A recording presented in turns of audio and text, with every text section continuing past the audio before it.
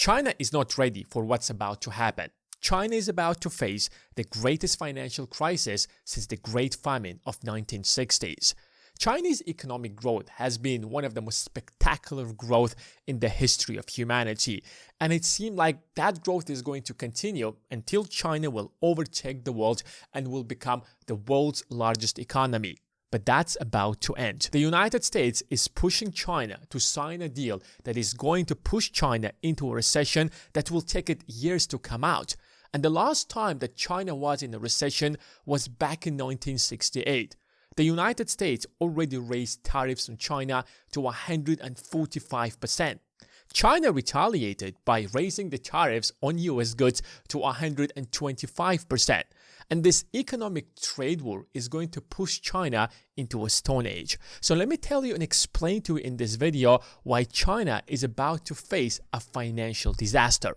If you're ready, give this video a thumbs up and let's get right into it.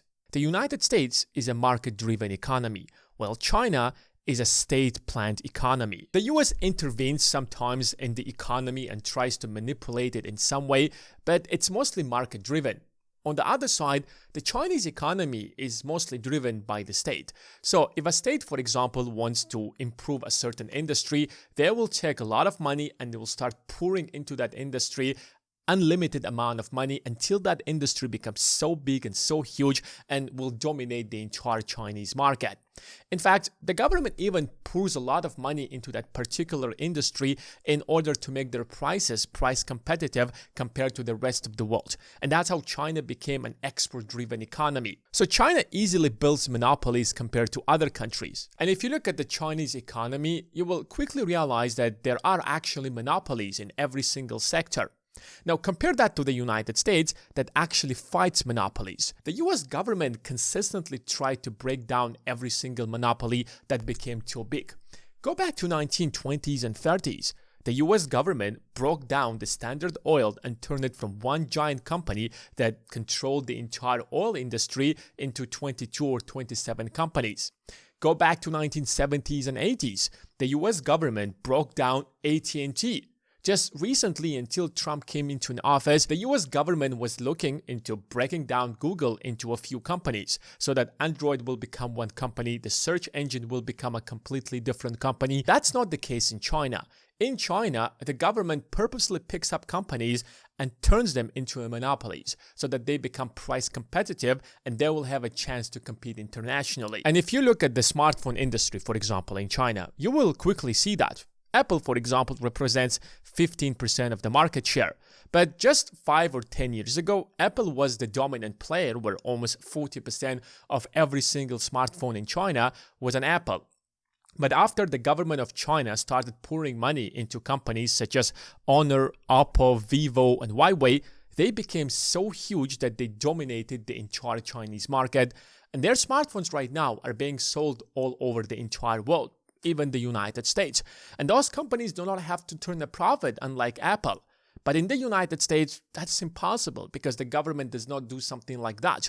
And most of these companies are market-driven, which means that they're funded by investors and they do not have unlimited amount of money. So if the company is not profitable, investors will pull out their money and will invest elsewhere, and that company will slowly fade away. Take an example of EVs, for example. BYD is the largest EV company in China and probably the world.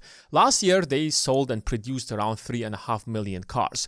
Tesla, on the other side, have produced around 500,000 cars. And there is a very huge difference between these two companies. Why did BYD become so successful compared to Tesla? Because BYD does not have to turn a profit at all, but Tesla has investors to be accountable to. And Tesla does not have unlimited amount of money, but BYD has that. Do you see the problem in this entire system? Do you see that China is not playing by the rules? In the US, companies are funded by private investors who have limited amount of money, while the Chinese government has unlimited amount of money. So if Chinese government is going to pick up any kind of industry, they will outperform any company in the United States and they will beat competition because they don't have to turn a profit. Now, you might say that, well, in the US, there are companies that don't have to turn a profit for a very long time. Take, for example, Amazon, that was actually operating at a loss for over 20 years before they turned a profit. But that's a completely different story. Amazon is funded by private investors, and they literally worked to make a loss for a very long time until they took market share.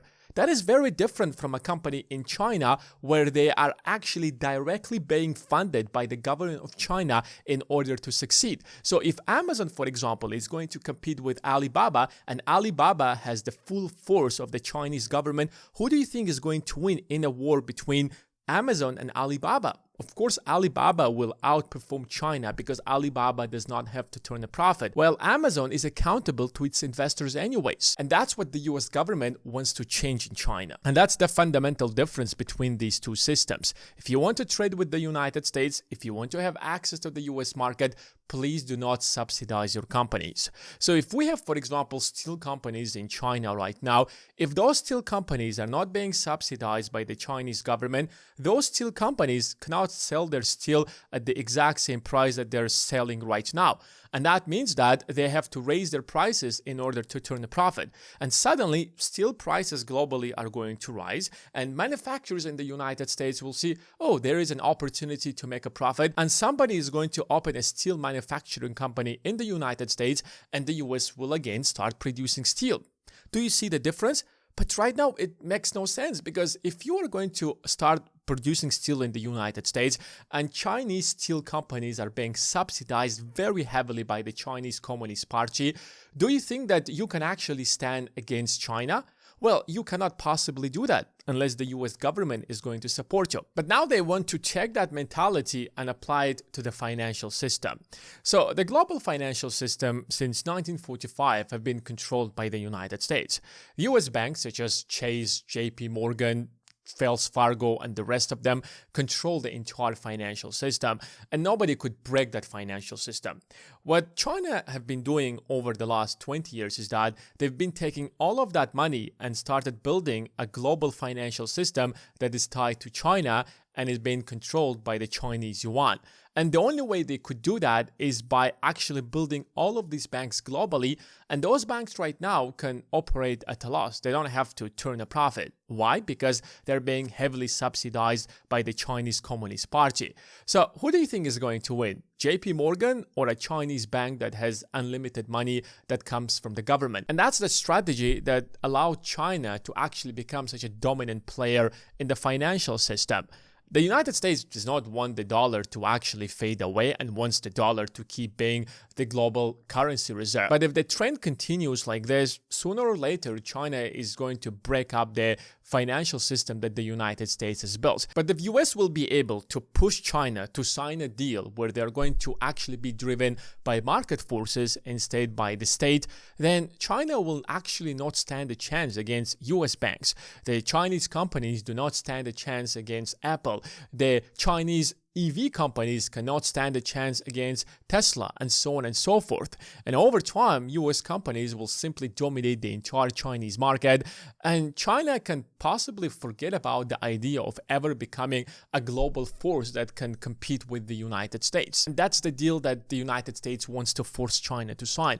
Of course, China perfectly understands that, and that's why instead of actually coming to Trump and signing that kind of a deal, they're actually waging this war and responding to Trump with the exact same thing that Trump is pushing China by raising their tariffs. And as of the time that I'm recording this video, they have already raised the tariffs on the United States to 125%. Maybe by the time this video is out and being uploaded on YouTube, United States is going to raise the tariffs to 200%, and then China raises them to 200%, and this is going to be a never-ending cycle. But what if China does not accept the deal? What if China does not sign a deal with the United States? What's going to happen to the Chinese economy?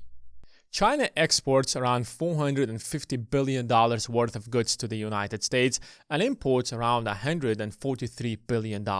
With 145% in tariffs, there is not going to be any kind of business between China and the United States. It doesn't matter what are you going to buy from China. If at the end of the day you have to pay a tariff of 150%, It's much easier to manufacture anywhere, even in Canada or Mexico, or even you can bring that manufacturing to the United States. Any kind of entrepreneurs today will actually use AI in order to automate an entire manufacturing plant in order to produce that in the United States. Because it doesn't matter, you cannot possibly bring that at a profit. So the entire trade between these two countries is going to disappear and entirely fade away, and there is not going to be any kind of trade. So that means that almost $700 billion worth of trade between the United States and China is going to disappear. And who is taking the best advantage out of this trade? Is it the United States or China? Of course, it's China. And that means that factories in China will have to close down one by one. Not all of them, of course, but those factories that build and manufacture stuff that are being shipped to the United States. So you have one factory being closed, second factory being closed, third factory being closed. Millions of people suddenly will start losing their jobs, and that will actually increase unemployment, that will reduce spending, and that could potentially, not potentially, but will certainly send the Chinese economy into a recession.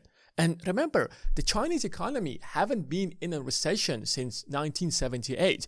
And when there is a recession in a country like China, it can turn like what happened in Japan, where people actually stop spending money, and that can create a deflationary environment where that recession is going to persist not just for a couple of months, but literally for a couple of years. A recession is where you have two consecutive negative GDP growth. And China had actually GDP growth since 1978.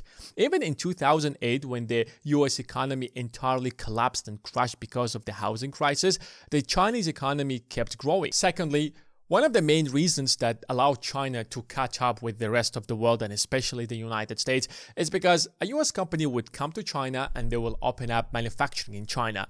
And over time, Chinese companies will start learning from the US company and they will adopt their technologies. And over time, they will even improve these technologies and will overtake the United States. That's what they did with EVs. That's what they did with smartphones. That's what they did with shipbuilding. That's what they did with every industry that you can think about. So if all US companies will leave China because they have to pay 145% tariff if they bring that good into the United States, they will more likely simply shift their manufacturing to any other country, literally any other country, and they will save money. And if you're a corporation or if you know anything about businesses, they will do anything possible if they can actually save money. That means that no more American businesses in China, and that will slow down the Chinese growth. I'm not saying that China will not be able to innovate anything. I'm not saying that China will not be able to produce anything on its own, but that will certainly slow down the Chinese growth. Thirdly, all of those businesses from China, Apple, Tesla, you name it, will have to go somewhere. So they will shift to neighboring countries more likely, such as India, Vietnam, or maybe even Philippines or Malaysia. Billions of dollars or hundreds of billions of dollars worth of businesses will go to the competitors of China. And over time, these economies are going to grow much faster while the Chinese economy is going to stagnate, and China is going to face a very serious competition from its neighboring countries. And you don't want serious competition from your competitors. So if the Indian economy over time, over the next 10 years, because of these tariffs, is going to grow and will be as big as the Chinese economy, then you have a neighbor who is as powerful as you. What makes the United States such a powerful economy is because United States does not have any competition. It's faced on the north with Canada and the south with Mexico, and both of these countries economically depend on the United States, and the rest of the American continent is actually filled with countries whose economies doesn't even come close to the United States. And if China over time will have serious competition from its neighboring countries, that's not in a position that you want to find yourself in.